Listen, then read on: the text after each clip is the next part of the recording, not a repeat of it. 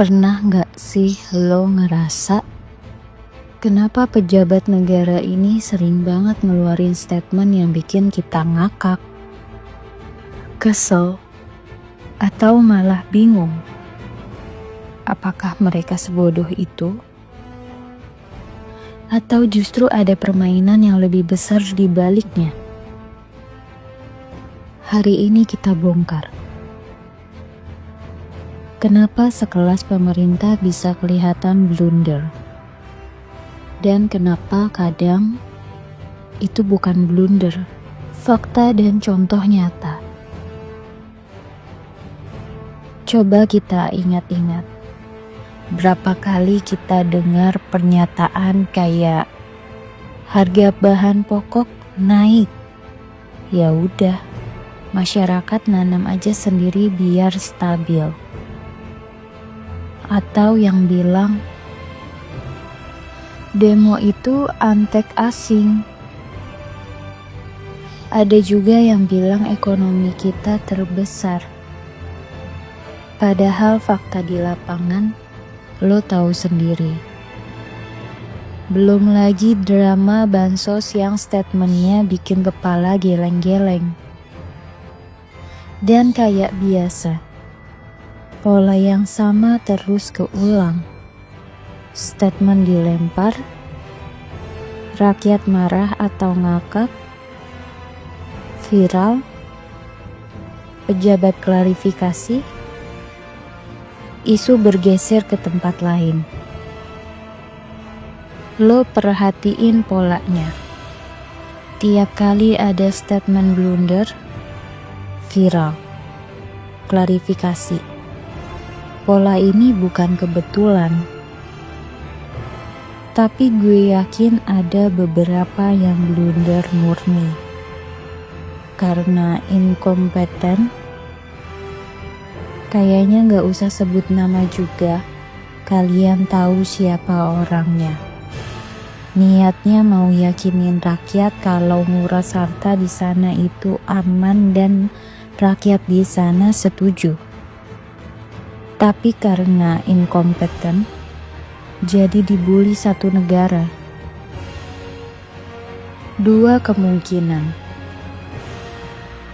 Sekarang pertanyaannya, ini semua murni blunder atau disengaja? Menurut gue, ada dua kemungkinan. Kemungkinan pertama, inkompetensi murni. Banyak tim komunikasi di balik pejabat ini sebenarnya. Ya, mindsetnya masih era TV dan koran. Mereka nggak ngerti gimana satu kalimat sekarang bisa jadi 1000 meme dalam 10 menit. Dan karena itu, banyak pernyataan yang kelar di ruang rapat, tapi langsung hancur pas dilempar ke dunia internet. Kemungkinan kedua, trial balloon. Tapi ada satu teknik lama di dunia politik yang disebut trial balloon. Sederhananya, mereka sengaja lempar isu buat ngukur reaksi publik. Kalau rakyat marah, narasi ditarik, klarifikasi keluar. Kalau adem, lanjut, gaspol. Ini udah dipraktekin di banyak negara. Amerika Serikat, UK, bahkan dalam berbagai agenda politik besar. Dan makin kesini makin kelihatan pola yang sama di sini. Dalam politik, ini disebut trial balloon. Semacam balon percobaan buat ukur tekanan udara, alias reaksi publik. Kenapa strategi ini dipakai? Karena efektif. Lo perhatiin, kadang ada RUU yang dikebut, tiba-tiba viral. Besoknya muncul berita seleb atau pejabat yang selingkuh. Publik pecah fokus. Yang tadinya rame soal RUU malah sibuk caci maki urusan rumah tangga. Selain itu, ini juga buat nguji power influencer dan media alternatif. Apakah influencer berani konsisten ngangkat isu? Apakah media alternatif bisa tetap fokus atau malah ikut kepecah? Lo sendiri bisa tanya ke diri lo. Pas ada blunder viral, lo fokus ke isu awal, atau lo malah ke distract ke meme yang lucu.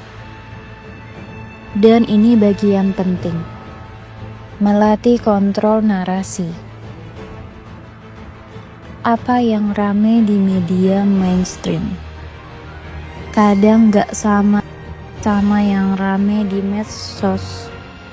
Mereka lagi belajar gimana ngendaliin dua dunia narasi ini sekaligus. Di balik blunder itu, kadang ada ujian buat kita semua. Apakah kita masih gampang digiring? Apakah meme cukup kuat buat ngelawan narasi resmi? Jadi, tiap kali lo lihat statement pejabat yang kayaknya bego banget, jangan langsung ketawa atau marah. Tanyain dulu, ini blunder beneran? Atau kita lagi dites? Kalau kita cuma jadi penonton meme, tanpa paham permainan ini, ya kita bakal terus digiring. Tapi kalau malah makin banyak yang melek, permainan mereka makin susah. Lo siap buat gak jadi kelinci percobaan? Komen di bawah. Menurut lo, blunder pejabat yang paling absurd yang pernah lo lihat apa? Dan jangan lupa share video ini, biar makin banyak yang sadar.